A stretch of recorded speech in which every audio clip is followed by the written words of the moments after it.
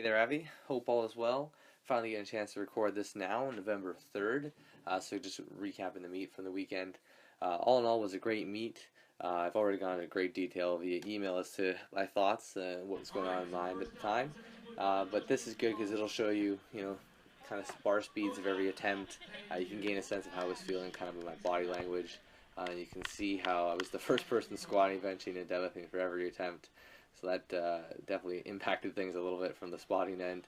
Not blaming anyone or anything. I'm just saying that was definitely a little bit weird to watch people, have a tutorial of how to spot some squat, and then you go out there to squat. Not a lot of confidence there. So that was good. I had to hit the lifts because I knew that they weren't going to spot me well for squatting. But yeah, I was kind of worried it was going to hurt my back. See, the guy on the right would grab it, the guy on the left wouldn't, and it would always kind of tweak my back a little bit. Doesn't matter, still squatted. I was really happy with it, except on the first try there was a rack height of 14, and then I asked them after, and they said, oh, we just guessed we didn't have your rack height. So I don't know what was going on, because I didn't have my rack height either for bench, but I was able to sort that one out for my first attempt, thankfully. So here we go, 402, second attempt. The first run was good. I had a quick warm-up, so I was happy to get one nailed, and honestly, when I go to meets, I feel like I'm squatting very close to death. Then I look at the footage, and I'm just absolutely dive bombing it. Well, maybe not dive bomb per se, but it's definitely a lot deeper. So I think it's just because having a heavier weight on my back, it just pushes me down naturally. It's also a meet, I guess, too, right? So you want to really make sure you get depth. I might just do this subliminally.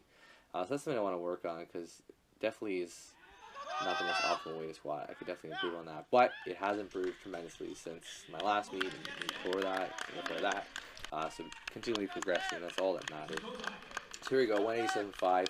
I knew that 182.5 got a little bit stuck, so this was going to take everything it could for me to push, and I'm not going to stop pushing. So I prepped myself for that, which is interesting because sometimes when I mentally prep myself, I always think, oh, it's going to be perfect, it's going to be perfect, it's going to be perfect. But if you kind of prepare yourself, this is going to be hard, it's going to be a grinder, I'm going to get stuck about 3/4 way on the way up. If you prepare for that, that's so much better than this naive approach where, no, I'm going to get it, it's going to feel great. So I prepared myself, got stuck, I knew it was going to get stuck, and I said, I'm not going to stop, and then I yelled at the top, told you, or something along those lines. So that made me really happy, that last squat there, but it took so much out of me. By bench time, I was ready to go to bed. It was like, I think 8 at night or 9 at night for bench, and 11 at night or so for deadlifts. I wasn't done until like 12:30, but was still in McDonald's a record time at 1 a.m. So, so here we go, bench opener. Hit this the Saturday before. So much confidence. This is going to be the day to bench my body weight. I'm sure of it. And look how long I have to hold it. Holy crap.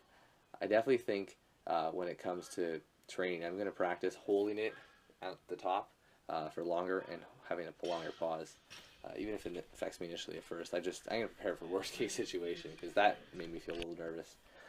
Then a stupidly large jump. The weight just slammed down, barely got it out. World was rocked. That's okay though.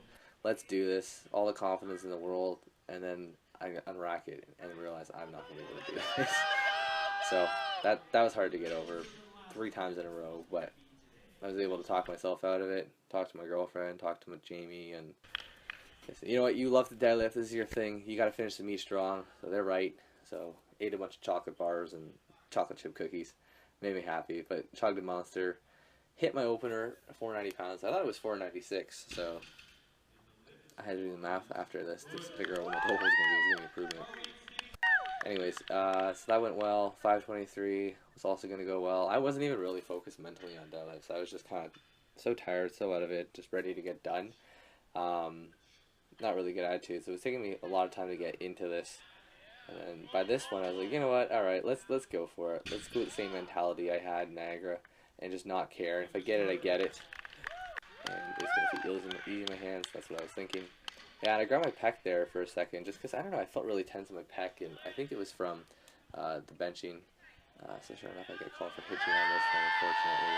I guess I can see it. I don't know. It really is. Yeah, it's weird. The weird one was the bench. I really felt like if I was going to push any harder, that I was going to like tear something, or I think I was benching too much with my front delts, and that just didn't feel strong at all. So there's the meet recap. Still improving. So there we go.